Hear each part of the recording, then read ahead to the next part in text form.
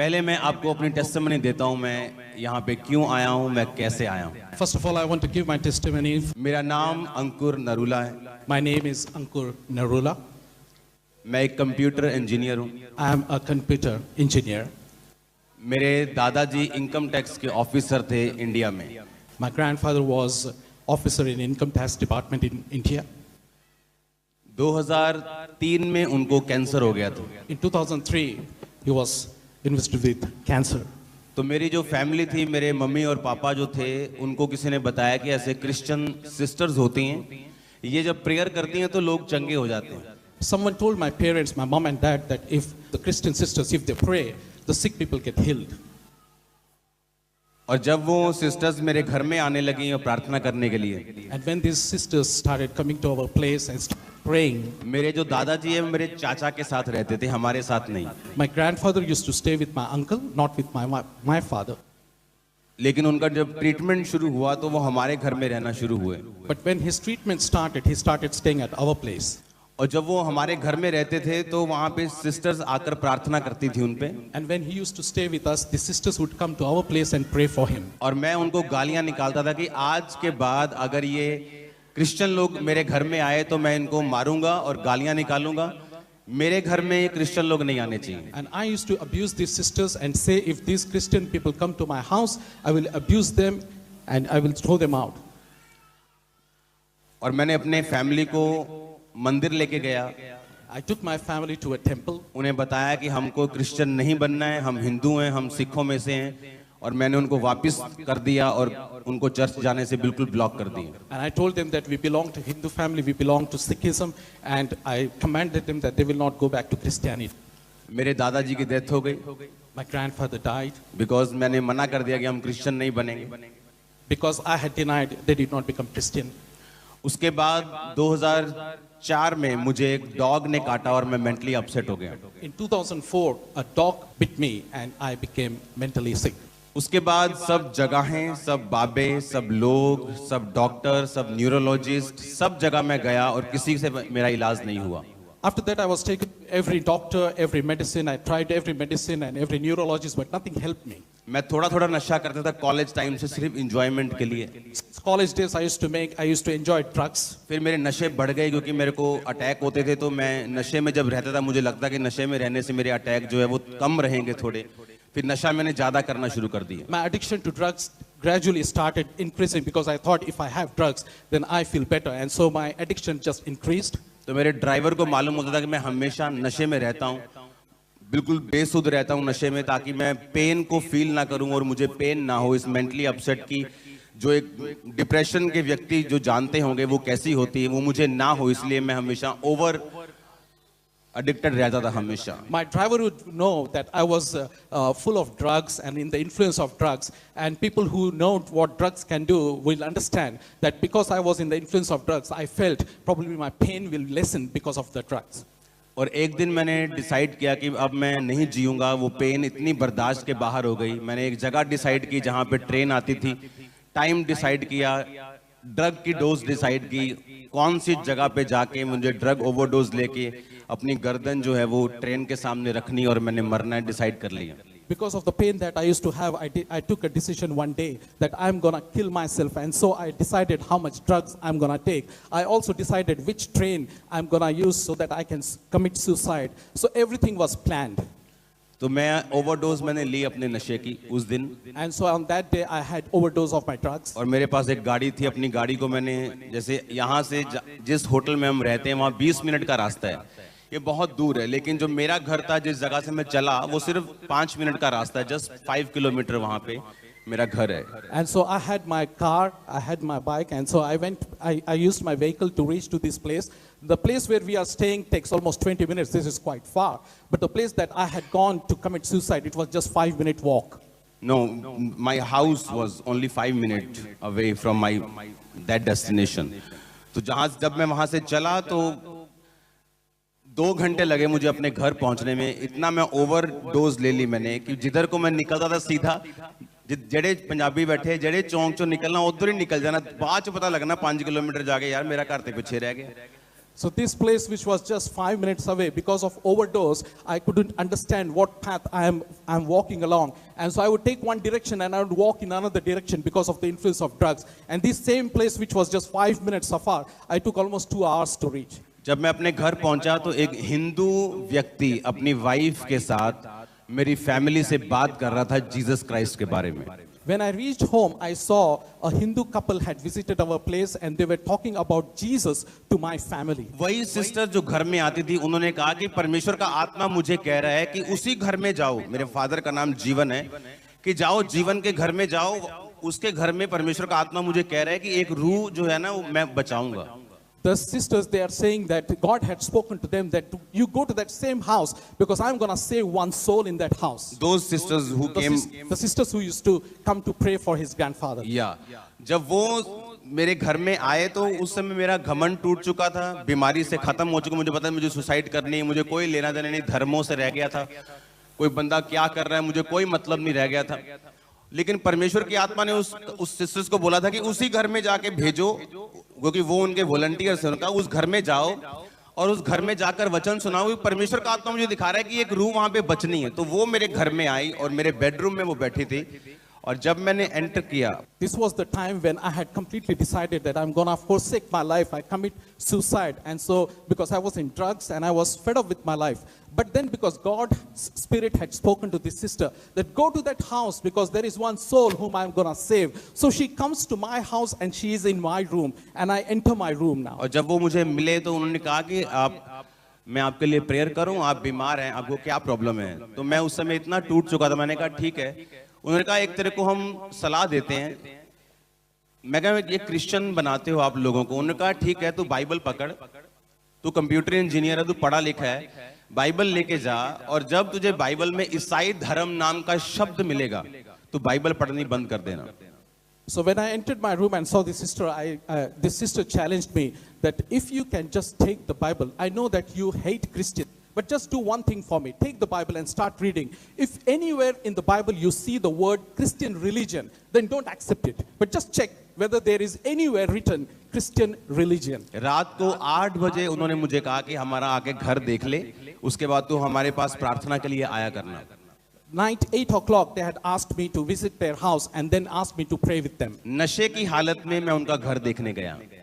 In the influence of drugs, I visited their house. अगर कहीं और गया होता किसी और धार्मिक प्लेस पे तो शायद मार दिया जाता उसी If in रात। case I had gone in that situation to any other place, probably I would have been beaten. इसीलिए बाइबल कहती है कि प्रभु यीशु मसीह तुम्हारा धर्म नहीं, वो जीवन बदलने के लिए आए और वो पापियों को मारने नहीं, पापियों को बचाने के लिए आए। And therefore Jesus says that he has not come to give any religion, but he has come to develop the relationship. And he has come to उस रात जब मैं मेरे अंदर 500 कमियां थी मेरे अंदर। That time I had 500 मैं lacunas. स्नूकर खेलता था, पूल खेलता था, जुआ खेलता था, लड़ता था, झगड़ता था, नशे करता था।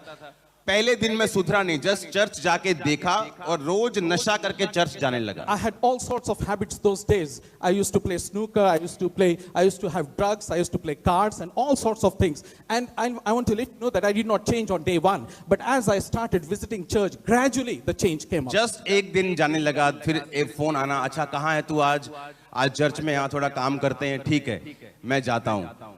एक दिन जहां मैं बैटिंग जुआ खेलता था उस लड़के के साथ मेरी फाइट हुई और मेरा मन वहां से टूट गया और मैं जब नीचे बेसमेंट से ऊपर आके मैंने जब फोन रिसीव किया मेरी चर्च में से, उन्होंने कहा आज क्या कर रहा है? मैंने कहा कुछ नहीं, आजा चर्च में रोज 5 बजे शाम को चर्च में आकर हम लोग सेवा करेंगे। मुझे एक ऑफर मिला अपने पास्टर से, कह लो कि रोज 5 बजे तू आया कर। उधर से मेरा दिमाग और दिल टूट गया नशे से और जुए से और इस तरह से परमेश्वर ने मुझे खींचा और मैं रोज शाम को 5 बजे चर्च जाने लगा।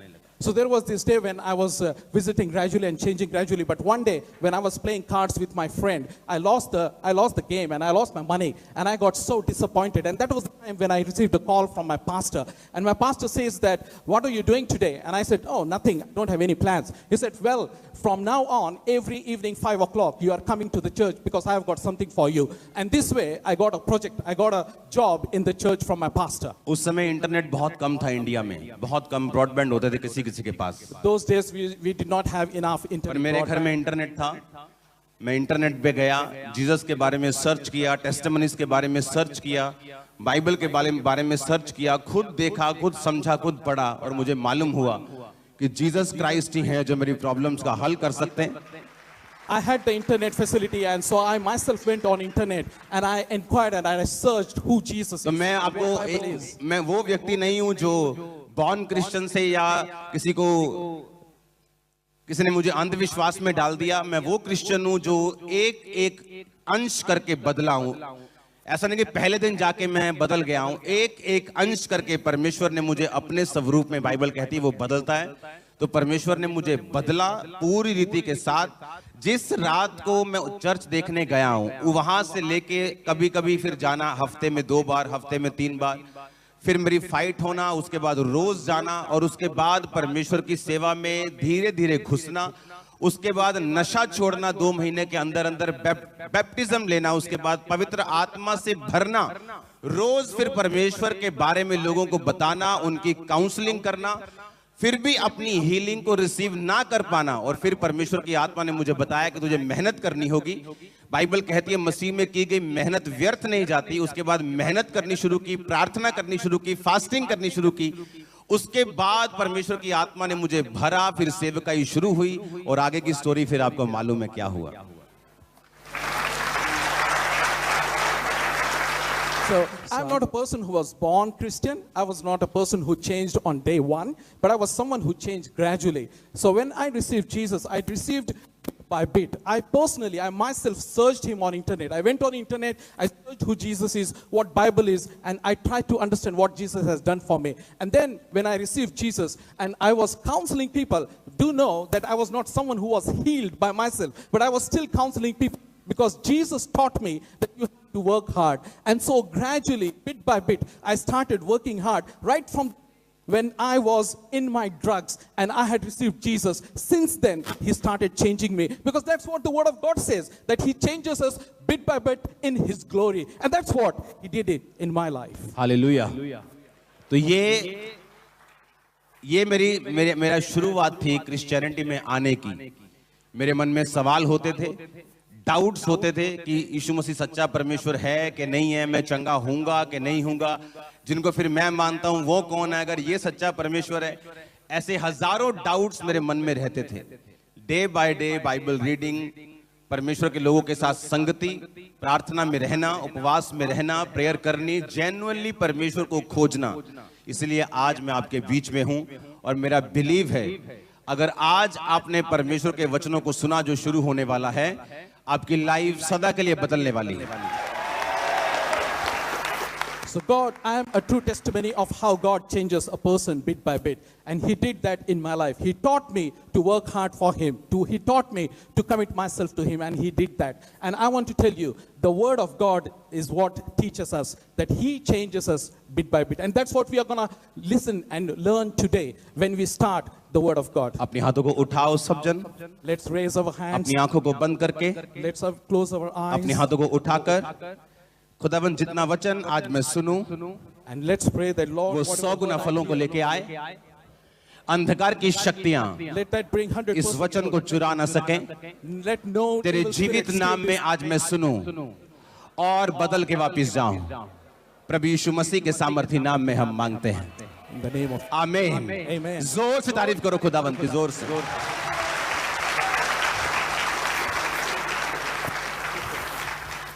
आप प्रभु में हैं सभी?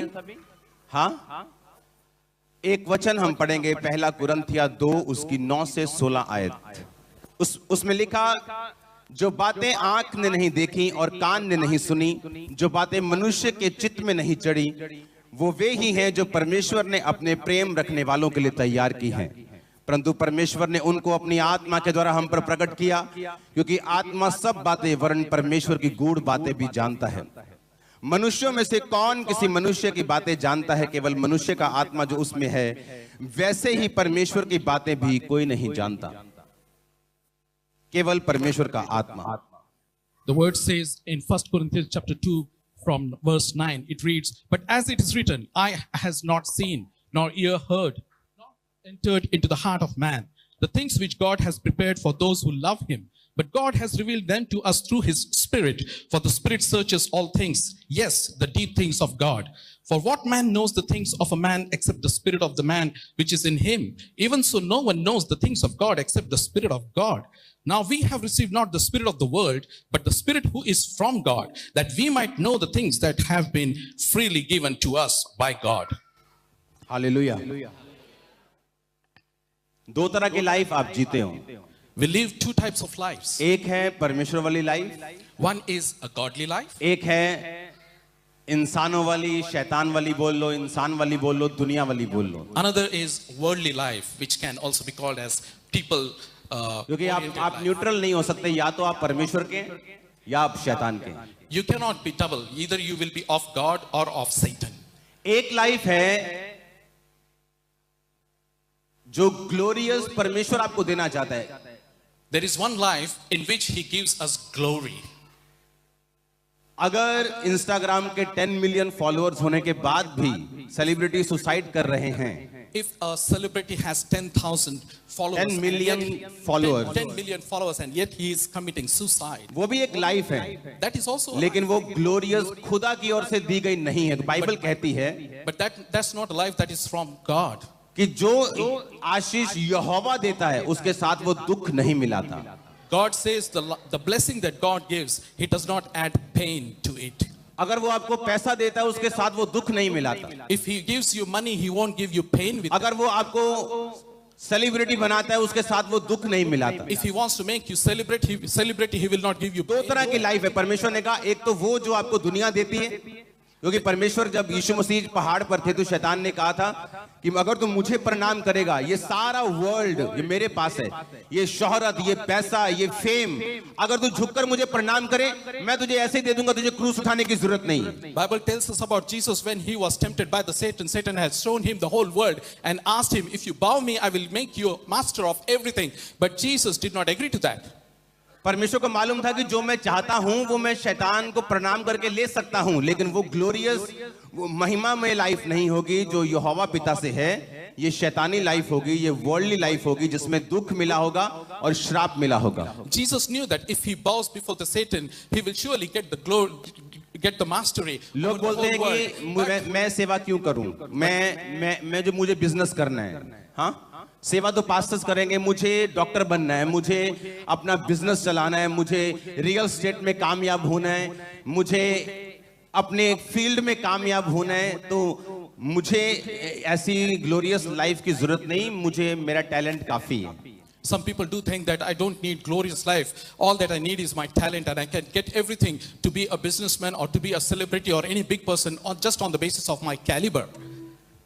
ये वो लाइफ नहीं जो परमेश्वर हमें देना चाहता है। If you see that this type of things are happening, when even if you are victorious, wealthy, अब जो वचन and मैंने still पढ़ा, your children are committing suicide, then it's not a glorious life. उसने कहा जो बातें आंख ने नहीं देखी, जो किसी के मनुष्य के चित्त में नहीं चढ़ी, जो कान ने नहीं सुनी, वो परमेश्वर ने अपने प्रेम रखने वालों के लिए तैयार की है। मतलब वो आपको एक ऐसी लाइफ देना चाहता है जिसमें दुख नहीं होगा और जो दूसरों के लिए सरप्राइज होगा और शॉक भी होगा। God wants to give you a life wherein there will be no pain and people will be surprised with your life. और जो किसी ने नहीं सुना होगा और जो किसी ने देखा नहीं होगा। Never has been seen or heard ever.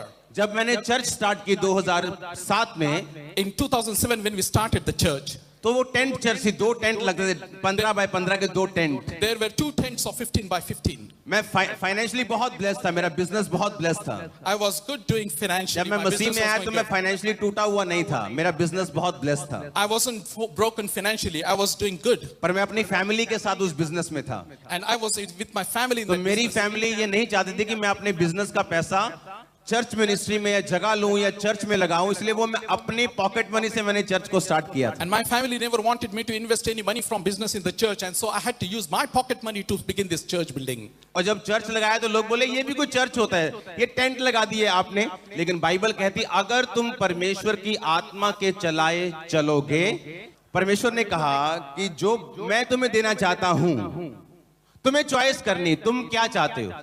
तुम वर्ल्डली लाइफ से कामयाब होना चाहते हो, उसमें मैंने आपको कामयाबी का शिखर बता दिया। सीएम बन के भी सुसाइड करना है, सेलिब्रिटी बन के भी सुसाइड कर रहे लोग, तो वो लाइफ कहां है? क्योंकि उसमें परमेश्वर मिला हुआ नहीं है। आपको जो परमेश्वर ने बुलाया अपने पास, तो परमेश्वर ने आपको ऐसे नहीं बुलाया, उसके दिमाग में आपके लिए कुछ है। वो आपको कुछ ग्लोरियस लाइफ देना चाहता है। आपको समझ आई बात के नहीं? आई समझ के नहीं? परमेश्वर कहता है जब वो मुझे देखता है तो वो ऐसे देखता है कि मैं इसको ये लाइफ दूंगा जो ग्लोरियस होगी, जो किसी मनुष्य के चित्त में, जो किसी ने अब तक सुना नहीं, जो अब तक देखा नहीं। जब वहां 10 चर्च शुरू हुआ और 10 चर्च बढ़ता गया, इमेजिन करो उस चर्च में आज 4 लाख मेंबर हैं और अभी तक भवन तैयार नहीं हुआ, अभी भी टेंट में है। इमेजिन करो अगर भवन वाली चर्च में शुरू करता तो ब्रांचेस कहां होती? गुरदासपुर ब्रांच में 50,000 लोग हैं और भवन नहीं। अमृतसर चर्च में 25,000 लोग हैं लेकिन भवन नहीं, वहां भी 10 चर्च लगती। बाइबल कहती जो मनुष्य के चित्त में नहीं है, जो किसी व्यक्ति ने सुना नहीं, जो किसी ने देखा नहीं, परमेश्वर ने अपने प्रेम रखने वालों के लिए तैयार किया है। आमीन। मतलब एक ऐसी लाइफ जो लोगों के लिए शॉकिंग होगी, सरप्राइज होगी, पर वो परमेश्वर आपको देना चाहता है। आप मेरी बात समझ रहे कि नहीं? लेकिन वो होगा कैसे? बाइबल कहती परमेश्वर ने उनको अपनी आत्मा के द्वारा, किनको? वो गहरी बातों को जो सिर्फ तुम्हारे लिए परमेश्वर ने पैदा की है। आज आपके बच्चे आपके काबू में नहीं, आपकी फैमिली के, मैं जानता हूं। आपका परिवार आपके काबू में नहीं है, मैं जानता हूं। वो आपके अधीन नहीं है, मैं जानता हूं। वो आपसे प्यार नहीं करते, मैं जानता हूं। क्यों? क्योंकि हमने वो लाइफ को नहीं पकड़ा जो परमेश्वर की ओर से है। डिसअपॉइंटमेंट है लाइफ में, मैं जानता हूं। खाली है लाइफ, मैं जानता हूं। क्यों? क्योंकि हमने वो लाइफ नहीं पकड़ी अभी भी जो परमेश्वर ने हमारे लिए खास तैयार की है। हालेलुया। हमें क्या लगता है फॉरेन चर्च, बहुत सारी चर्चेस कैसी हैं? आप जाएंगे, पास्टर प्रीच करेगा, आप पास्टर के पास जाके बोलेंगे मुझे ये दिक्कत है, ये प्रॉब्लम है, आप मेरे सिर पे हाथ रख के प्रेयर करो, और ऐसे शो करते हम कि हमारी सारी प्रॉब्लम का जिम्मेवार ये पास्टर है, इसी को हल करना पड़ेगा क्योंकि हम इसकी चर्च के मेंबर हैं। लेकिन बाइबल ऐसा नहीं कहती।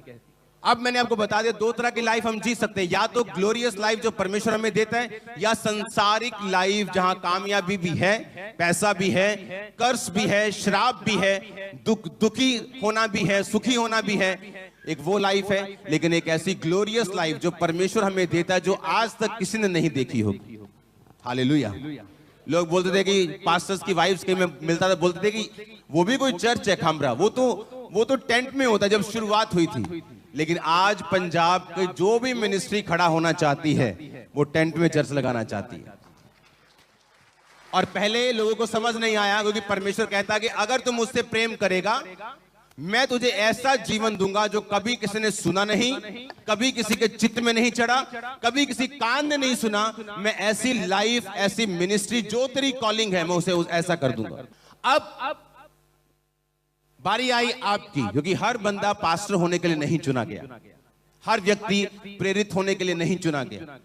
किसी की कॉलिंग नर्स बनना भी हो सकती है, डॉक्टर बनना भी हो सकती है, बिजनेसमैन बनना भी हो सकती है, जॉब करना भी हो सकती है, घर पे रहना भी हो सकती है। लेकिन तब भी आप एक ऐसी लाइफ परमेश्वर की ओर से हासिल कर सकते हैं जो ग्लोरियस होगी, जिसमें आप अपने बच्चों को मॉर्निंग प्रोफेटिकली गाइड कर सकते हैं कि आज तुझको किधर जाना है और किधर नहीं जाना।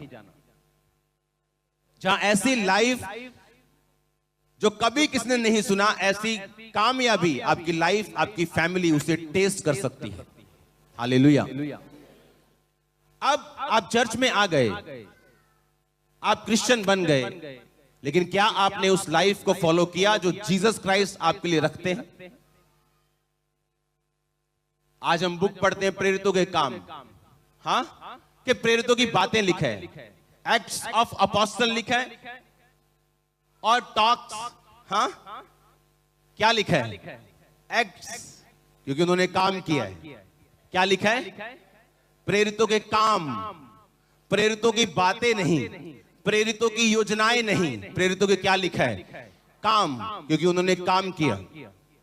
क्या बोला जीसस क्राइस्ट ने मत्ती 28 उसकी 18, 19, 20 में कि जाओ और सब जातियों को क्या करो? चेला बनाओ। आप में से कितने लोग हैं जो रोज अपने घर से निकलते हैं इवेंजलिज्म के लिए? हाथ खड़ा करो। चर्च में 4 हाथ खड़े हैं। क्यों? क्योंकि मुझे यह लगता है कि पास्टर की जिम्मेवारी है प्रीच करना, मेरी थोड़ी है। मेरी तो है मैं घर जाऊं, जॉब करूं, वापिस आऊं और वही लाइफ जीऊं। क्योंकि मुझे लगता है कि ये सारा काम पास्टर का है, चर्च की कमेटी का है। मेरा काम नहीं है सुसमाचार सुनाना, ये तो चर्च का काम है। इसीलिए आज पब्लिक, क्रिश्चियन पब्लिक ऐसे कर्सिस के नीचे है, ऐसे बीमारियों के नीचे हैं जो शर्म की बात है। मेरा वचन करेले की तरह लगेगा, बाद में आपको असर जरूर होगा। क्योंकि मैं अपने लाखों लोग छोड़ के आया हूं ताकि आपको ट्रेंड कर सकूं। मैं आपको विश्वासी बनाने के लिए नहीं आया हूं, मैं आपको सेवक बनाने के लिए आया। आप सेवक की तरह खड़े होंगे। हालेलुया। क्यों मेरी प्रॉब्लम सॉल्व नहीं हुई? मैं कितने साल सेवा करता रहा, प्रभु से पूछता रहा, प्रभु मेरी प्रॉब्लम सॉल्व क्यों नहीं?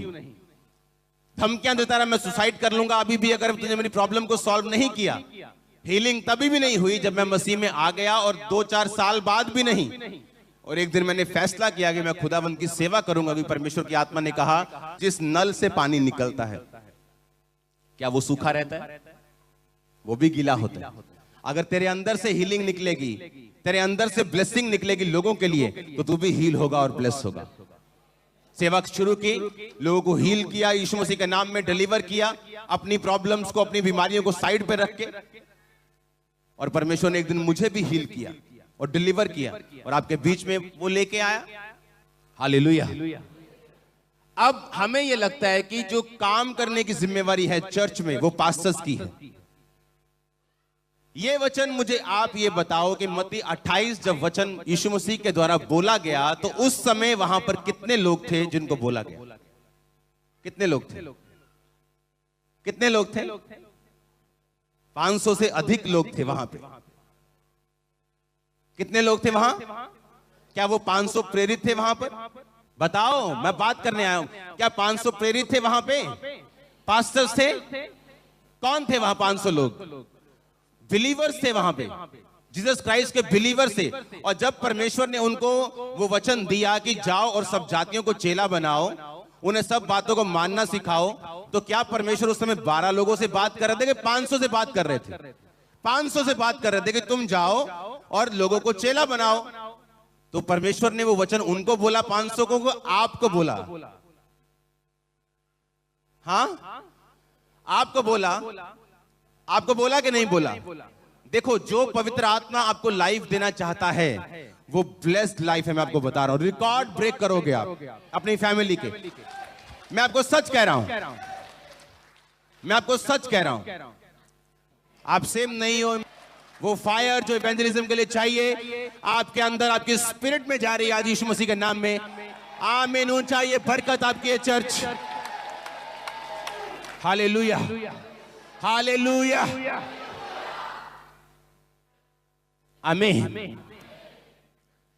लोग बोलते हैं मुझे ये चाहिए तो मैं अच्छा काम कर सकता हूं, मुझे गाड़ी चाहिए, गाड़ी नहीं है तो मैं अच्छा काम कर सकता हूं। जब मेरे पास 5000 लोग थे, 10,000 लोग थे, मेरे पास अपनी गाड़ी नहीं थी। ये नहीं कि मेरे पास गाड़ी नहीं है, ओ मैं बड़ा बन जाऊं, बहुत बेचारा। नो नो नो, मुझे जरूरत नहीं थी, क्योंकि मैं हर संडे या थर्सडे अपने घर से निकलता था। ये मेंबर्स बैठे हैं खामरा चर्च के बहुत सारे। कभी मैं अभी तक मार्केट में मेरे कपड़े भी टीम लेने जाती, तो सिर्फ संडे थर्सडे घर से निकलने के लिए मुझे गाड़ी की जरूरत नहीं थी। तो विश्वासी आके उठाता था, लेके जाता था, वापस छोड़ता था, बस मेरा काम खत्म। मैरिज से जस्ट 3 महीने पहले, एंगेजमेंट से जस्ट 10 दिन पहले, मालूम भी नहीं था एंगेजमेंट होनी है, मैंने गाड़ी ली। मुझे मालूम था मुझे क्रूसेट पे जाना है, काम करना है, तो मुझे अपनी गाड़ियां चाहिए। कहने का मतलब ये, कुछ भी आपको नहीं चाहिए इवेंजलिज्म करने के लिए, कुछ भी नहीं चाहिए आप, बस आप तैयार रहो, मन तैयार चाहिए आपका, और कुछ नहीं चाहिए। गाड़ी नहीं है, बस में निकल जाओ, बस नहीं है, ट्रेन में निकल जाओ, बस आपको मन चाहिए तैयारी का। और मसीह लाइफ शॉर्टकट में नहीं। अपने पड़ोसी को बोलो, कोई शॉर्टकट नहीं, कोई शॉर्टकट नहीं। बोलो बोलो बोलो, आमीन। ये लाइफ जो आज मैं जी रहा हूं, ये सालों की प्रिपरेशन थी, सालों की, कोई शॉर्टकट नहीं। हर रोज मैंने उसको लिया है, चेक किया है, एक एक कदम करके आगे बढ़ाया है, रोकर भी, कलप के भी, आंसुओं में भी, दर्द में भी, पेन में भी सेवा की है। That's it. परमेश्वर को दिखाया है कि मैं भागने वाला नहीं हूं, जस्ट हीलिंग के लिए सेवा नहीं कर रहा हूं। आज मेरी लाइफ का हर हिस्सा, वो मेरी पर्सनल, मेरा फाइनेंस हो, मेरी चर्च का हो, मेरी पर्सनल लाइफ हो, मेरी फैमिली हो, हर एक चीज मेरी आशीषित है। वो फैमिली, वो माँ, वो बाप जो बोलते थे कि क्रिश्चियन छोड़ दे क्रिश्चियनिटी को, नशे करने दोबारा कर ले, मेरी मदर को मैंने खुद बपतिस्मा दिया, मेरी फादर को मैंने खुद बपतिस्मा दिया, मेरे ब्रदर की वाइफ को, अपनी वाइफ को, अपने बच्चों को मैं अब खुद बपतिस्मा दूंगा। परमेश्वर ने कहा मैं तुझे विक्टोरियस लाइफ दूंगा। आमीन। उस वचन को पढ़ेंगे अपनी स्क्रीन में, उसके बाद हम आमीन करेंगे। कुरिन्थिया 2 उसकी 14 आयत को अपनी स्क्रीन पे देखेंगे। हालेलुया। लेकिन परमेश्वर का धन्यवाद हो, परंतु परमेश्वर का धन्यवाद हो जो मसीह में सदा हमको जय के उत्सव में लिए फिरता है और अपने ज्ञान की सुगंध हमारे द्वारा हर जगह फैलाता है। जय का उत्सव, हाँ, विक्ट्री का फेस्टिवल, वो आपको परमेश्वर देना चाहता है। आज कोई बहुत अमीर है क्योंकि उसने काम धंधा अपना बहुत ब्लेस कर लिया, लेकिन जब उसकी फैमिली में जाते हैं प्रॉब्लम है। वाइफ की शक्ल इधर है, बेटे की उधर है, डाइवोर्स की बातें हो रही, बीमारी की बातें हो रही, लेकिन परमेश्वर कहता अगर तू मुझ में है, परमेश्वर का धन्यवाद हो जो मसीह में जय के उत्सव में लिए फिरता है। जय का उत्सव मतलब जब आप पंजाबी मेलों में जाते हैं ना, मेलों में, हाँ, मेला लगा, उधर भी स्टॉल लगा, उधर भी स्टॉल लगा, उधर भी लिखा, वो तुम्हें जय के उत्सव में, कि जिस उत्सव में तुम, जिस फेस्टिवल में तुम चल रहे हो, वहां तुम्हें विक्ट्री का स्टॉल लगे नजर आएंगे हर तरफ। तुम्हारी पर्सनल लाइफ, तुम्हारी फाइनेंशियल लाइफ, तुम्हारी फैमिली लाइफ, सब जगह जय होगी, विक्ट्री होगी। ये आपका पोषण है आज से। मैंने कहा ये आपका पोषण है आज से। आमीन। ऊंचा आमीन, ऊंचे वाला चाहिए यीशु मसीह के नाम में। आप तैयार है सेवा करने के लिए? मैंने कहा ये आज से आपका पोषण है, जय यीशु मसीह के सामर्थी नाम में। टेस्टिमनी को सुनेंगे। सब जन खड़े हो जाओ, अपने हाथों को उठाकर। Thank you Jesus. ये गवाहियां, आज की प्रेयर मेरी जिंदगी में फलों को लेके आए, इन जीसस नेम। हालेलुया। तारीफ करो जोर से।